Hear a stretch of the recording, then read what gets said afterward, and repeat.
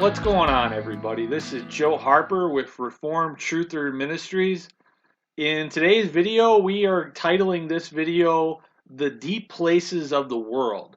So we are going to be covering things going on underground, tunnel systems, deep underground military bases, cryptids living underneath the earth, and so much more. This video today is going to be based on one of the chapters from my book. Apparently, the monsters are real, a crash course in cryptids, monsters, and other wacky stuff.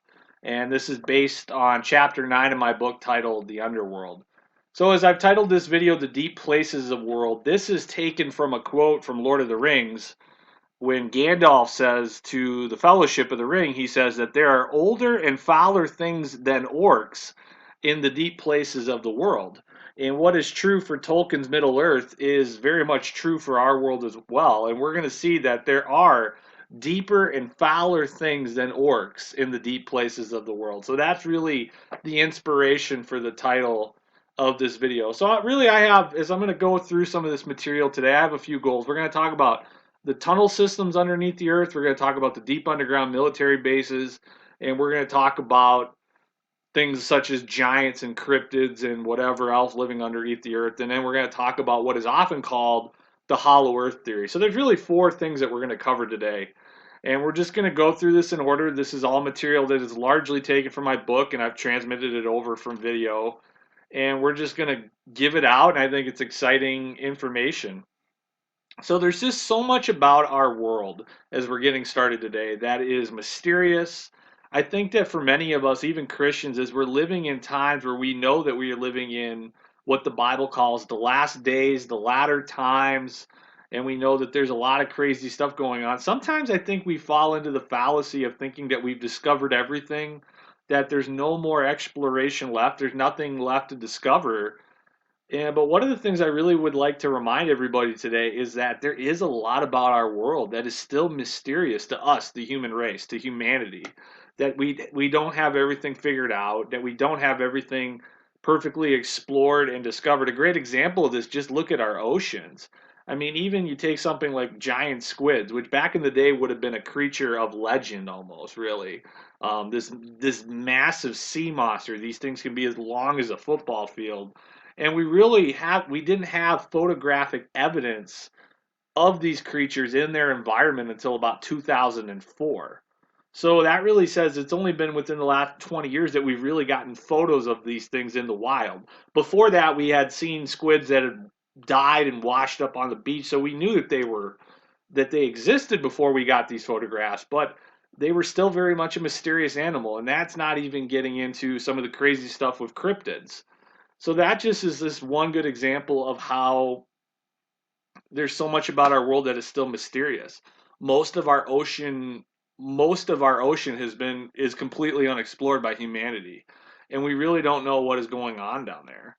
And for what is going on underground on the land, there is a lot of mysterious stuff that is really beyond explanation as well. And we're going to really try to unravel some of those mysteries today. So as I was writing my book, apparently the monsters are real, and I was just kind of researching about the underground and caves and spelunking and all of this stuff. There was just a lot that was really, really fascinating. One of the things that I researched that I had never really studied before was some of these deepest caves in the world. And the two deepest caves in our world are called the Krubera Cave and the Veryovkina Cave. And these are both located in the country of Georgia, south of Russia, in the western Caucasus Mountains. And the Cabrera Cave is 7,208 feet down. So that's over a mile straight down. You think about that, that's a pretty far way down. I was thinking like, well, okay, well, what else if you run a mile horizontally? You go out onto the track, you go to the park and you run a mile. I mean, what do most of us run that 10 minutes, give or take? Some of us are better runners than others. And depending on the pace you're going down, that's a pretty long descent over a mile down, straight down. And the Cabrera Cave and these caves in the Western Caucasus, they have tunnel systems that extend for miles, over 8 miles of these deep tunnel systems. And that's just what is really admitted by mainstream science, mainstream academia. there are tunnels of legend that are supposed to be even more expansive than that. A great example of that is the tunnel system that is known as the Chicana in Peru. And the Chicana is a really famous, it's this legendary tunnels that go deep into the earth. It's supposed to be underneath the ground in Peru. And it was claimed to have been used by the Incan Empire, even though it really predated the Incan Empire.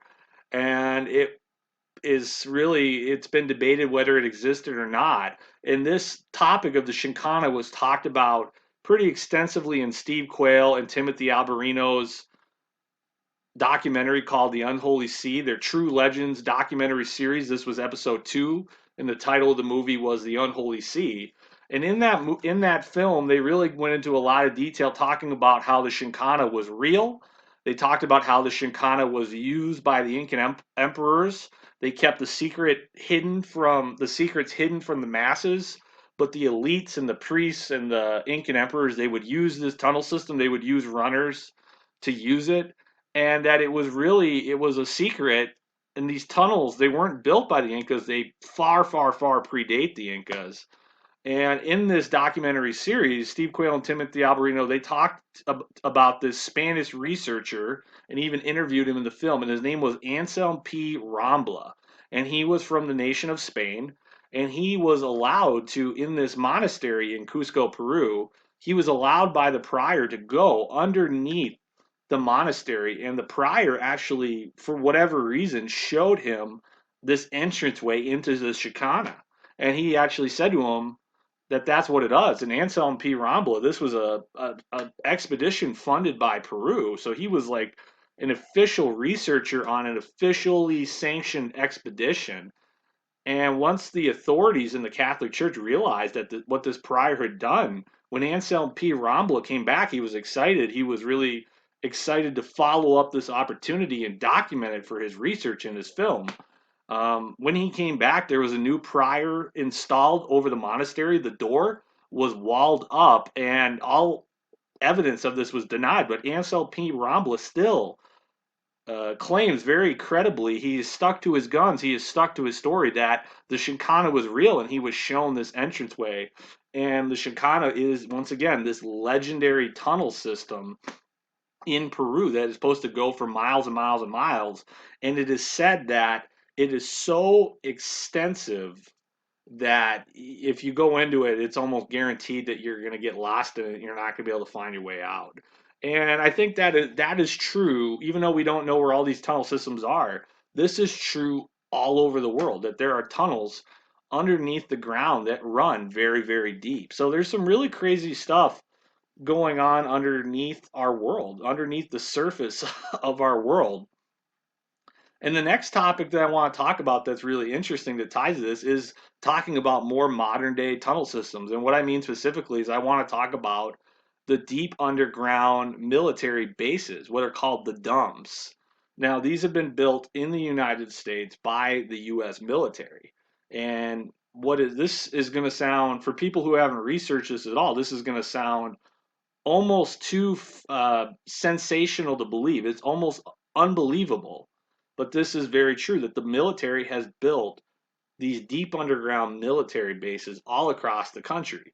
And these bases are connected by tunnel systems that run underneath the surface of the country.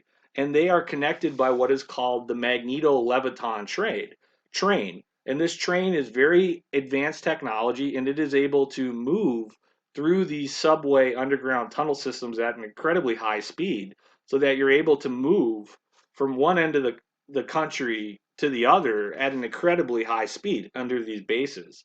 And these bases they're 10 level facilities, 20 level facilities, 50 level facilities, and they run deep, deep. They're built deep under the ground, and these tunnels go deep under the ground. And the military has built these for a number of reasons. They've built them to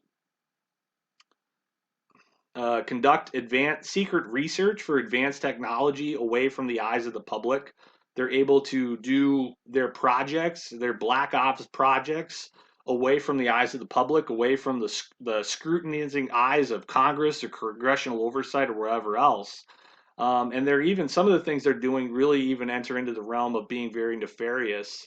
They have done things including genetic testing, even on human subjects, which is a very disturbing topic in of itself. But all of this has been alleged.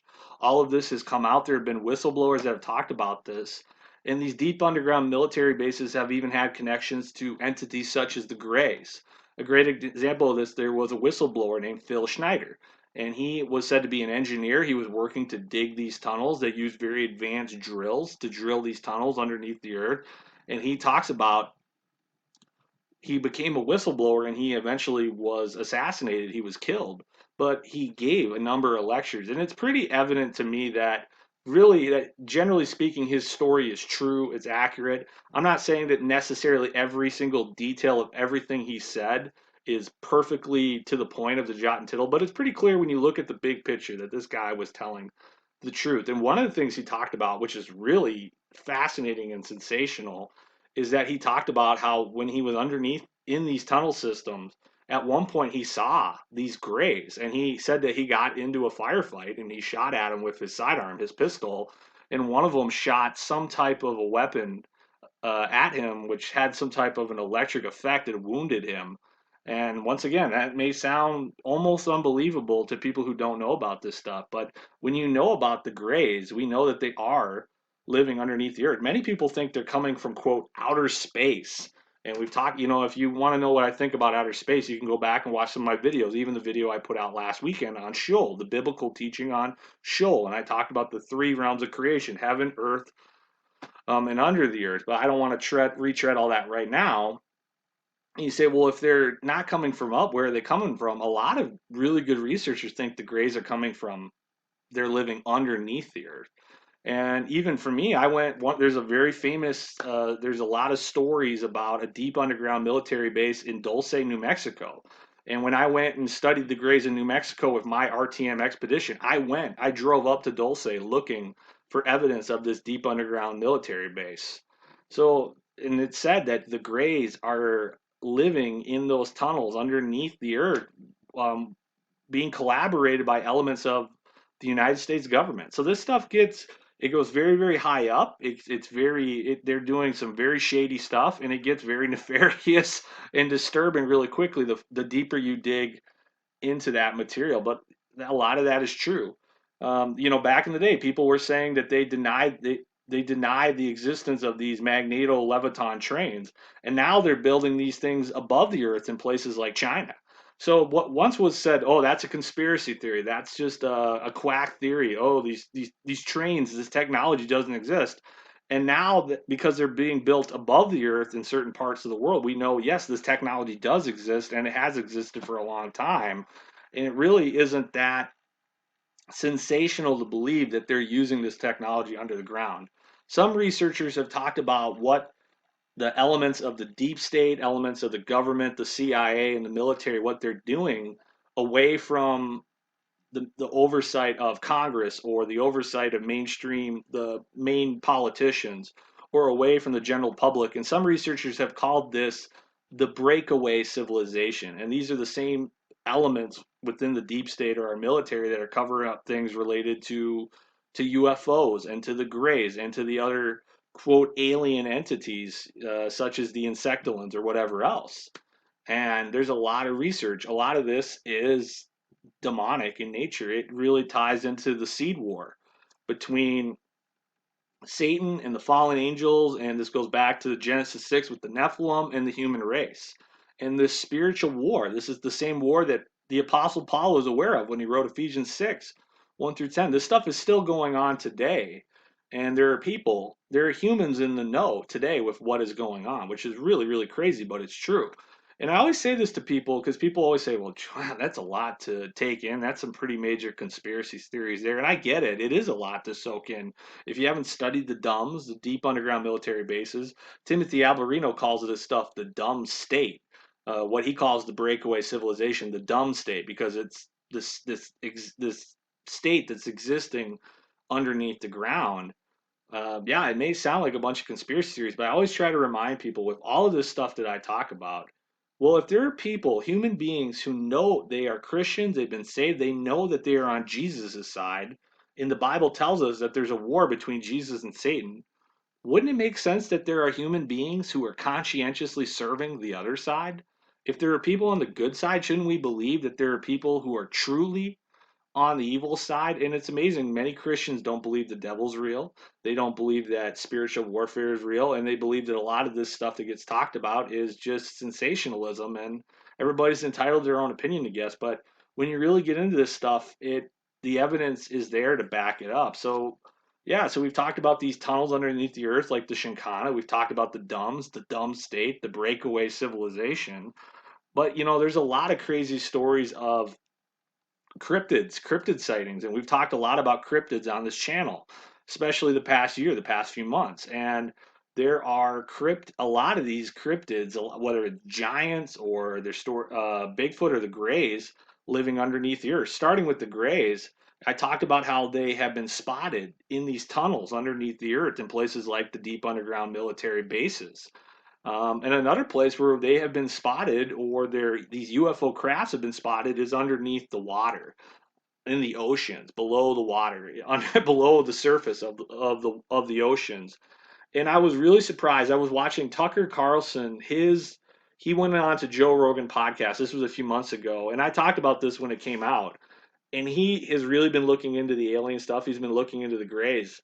And I was listening to Tucker Carlson talk, and I was pretty surprised. He was not only very knowledgeable, but a lot of what he said agrees, at least in generally, agrees with what I believe about these things. And he talked about how he said he doesn't believe they're extraterrestrials. He believes they're spiritual beings. I was like, yep, that's right. That's accurate. He said he believes that they have been around on the earth for a long time. Once again, I'm like, yeah, I think that's true. That's accurate. And then the third thing that he said was that he believes that a lot of these crafts or these entities that they're actually underneath our oceans. And he also said underneath the ground on the land, but he talked about how these craft are getting spotted coming out of the ocean. So there's some type of a presence underneath the oceans. And I was like, yeah, that's exactly what a lot of guys are saying. That is what whistleblowers in the Navy or the Air Force or other elements of the armed forces are saying. That's what a lot of the big Nephilim encrypted podcasters are saying. Pretty much anybody who's done any research into this UFO phenomenon, many people know that there is something going on underneath the oceans. And there's also crazy stuff with giants living in caves and living deep underground and underneath the earth. Guys like Steve Quayle have talked about this, or L.A. Marzulli, or a lot of these podcasts like Blurry Creatures or The Confessionals. They've interviewed these guys from the military, and they all talk about how our government, they have this concept in the military called core reality. And core reality is basically all this weird stuff that the general public doesn't believe is real, that they would rather that the general public doesn't know. And that's stuff like giants, cryptids, UFOs, paranormal stuff, uh, fringe stuff, ancient technology that may be advanced. All of this stuff is what they classify. But when you get up to a certain level, at some point you get high enough of a clearance where they start to tell you about this stuff. Depending on your rank, depending on your job, depending on need to know, they get to the point where eventually guys start to get let in on this stuff. And what many of us don't know is that the government and the military, they send teams looking for this stuff, and that there have been teams of special forces. They've been sent into these tunnels under the ground, and they have gone down there, and they have fought against these creatures that go a bump in the night, these cryptids, these entities that are the menace underneath our feet. And the general public is blissfully ignorant, but they send teams down there and they deal with this stuff, and we don't even know that it's going on. So once again, the X Files starts to sound a lot more based in reality than maybe we thought. That's why that show was so successful in the '90s and 2000s, is because they took a lot of true stuff, found some good actors, gave it a decent story, connected the dots, and they put it on television, and they made a lot of money. Now, obviously, there's some things about that are not completely accurate. It's obviously a fictional show, but man, they took a lot of these paranormal phenomenons and they really ran with it. And that's a reason why the show is still intriguing even to this very day. One of the things that's very interesting is there's a lot of stories of giants, whether in caves or deep underground or in remote places. There are some that are living. There have been teams of Navy SEALs or soldiers in Afghanistan who encountered living giants. But there have been many stories of giants in stasis, believe it or not. They're asleep, some form of a hibernation, whatever you want to call it. And there have been teams that have went down and spotted this stuff. And some of these military teams have actually tried to wake these giants up. And there is just some very sensational stories from whistleblowers, from soldiers who have talked about this stuff. And they've said, hey, we saw these giants. They were surrounded by some type of a force field or whatever else. Or some of them, they told stories where there was a line and they crossed it and they felt like a bunch of energy mentally or telepathically bombarding their minds. So, it just makes you wonder what on earth, what kind of entities are these things dealing with? But uh, some of these guys said that they were sent on missions by higher ups in the know, and that their goal was to try to wake these giants up. Crazy? Maybe, maybe not.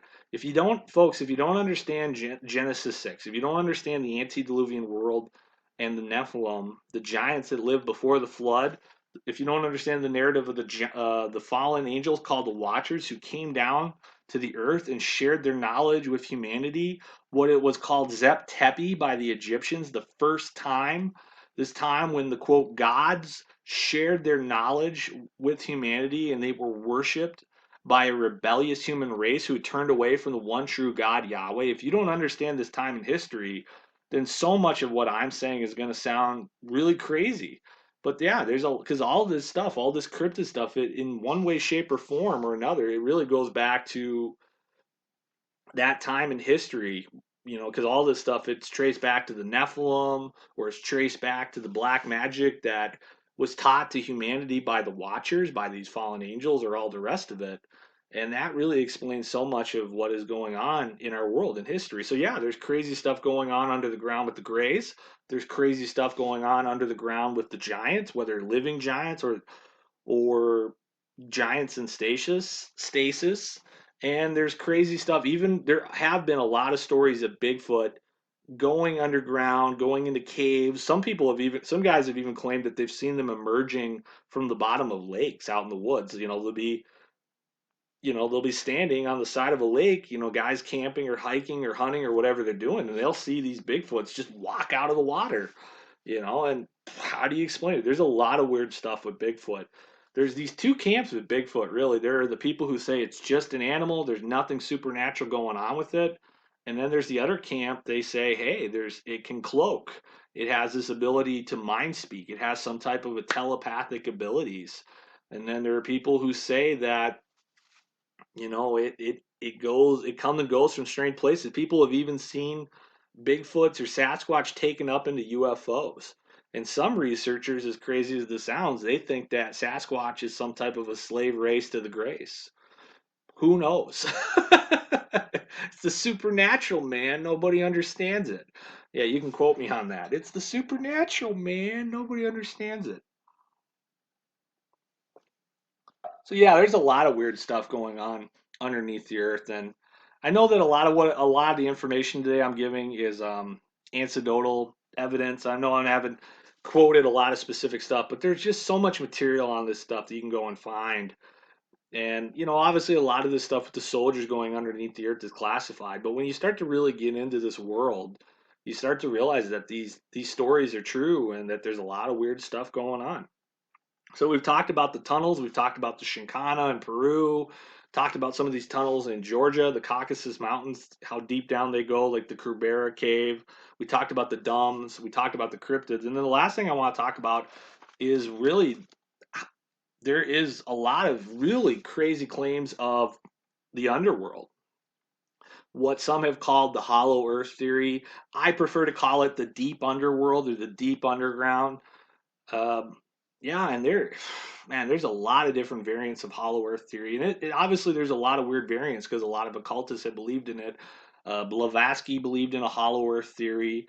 The Nazis really ran with this theory. They were looking for some type of a mythical realm underneath the earth, Agartha, and they were trying to look for that in the Antarctic and other parts of the world. They were looking for stuff underneath the ground. They sent teams to Tibet looking for weird stuff.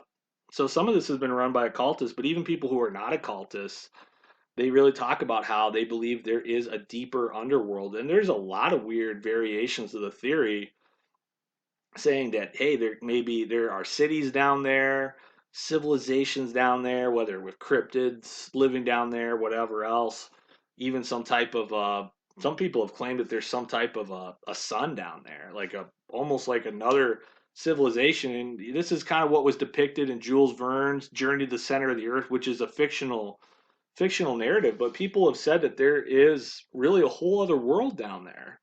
And once again, I know that sounds crazy, but if you think about what we talked about last week with Sheol, we talked about how the Bible teaches there's a very extensive underworld.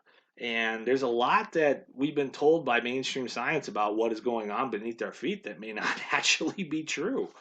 So yeah, there's a lot of weird stuff going on down there. The ancient Norse, it's so fascinating when you look at the mythologies of ancient civilizations, how they all have their variants of an underworld. What the ancient Egyptians had their version of the underworld.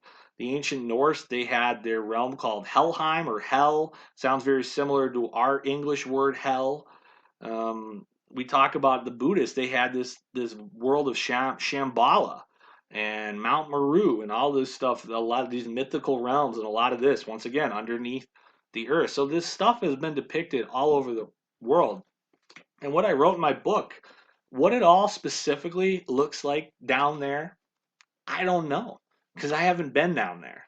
Now, there's a lot of credible researchers. We take a lot of this stuff with a lot of these details, what we know about the Dums, what we know about tunnels like the Shinkana, what we know about stuff with the cryptids, the giants that are still around in the world today. Yeah, and we realize there's a lot of crazy stuff going on, but there's still a lot that we don't really know. And this is why I really wanted to say this, whether it's with stuff going on underground in the land or stuff going on under the seas, under the oceans, that there's still so much we don't know as the human race. And we really need to recover that sense of exploration. You look at the 19th century, it was this age of exploration and discovery, and people were going out. And even for Christians, we can recover this. You look at heroes of the past who went and explored, like Dr. David Livingstone. He went to Africa as an explorer, as a missionary, as a doctor, and he was one of the first European to see what he called the Victoria Falls. And he went looking for the source of the Nile, and he did so much good. He wanted to end the African slave trade in Africa. Did so much good. And if we as Christians, we have that sense of exploration and discovery, if we have enough humility to realize that we don't know everything yet. Like every single quest of intellectual knowledge has not yet been achieved. There's so much. If we are really trying to approach our studies and our exploration in a God honoring way, there's really no limit to what we can learn and achieve if we're doing it for the glory of God. And so that's really where I want to end today is, hey, we may not know perfectly what everything looks like down there, but there is still a lot of room for exploration and discovery. And who knows, maybe in the years to come, we may discover a whole lot more about, quote, the underworld, what Gandalf called the deep places of the world, than we know right now in our current day. So we'll see what the Lord has in store for us. But as I always say this, guys, I know this is very fringe, crazy stuff. Don't take my word for it. Do your own thinking, do your own research. And the Lord always blesses that with greater wisdom and greater discernment. So all that being said, I'm going to keep this video around 30 minutes today. This is Joe Harper with Reformed Truth and Ministries. God bless everybody. If you enjoyed this video, then check out our website at www.reformedtruther.com.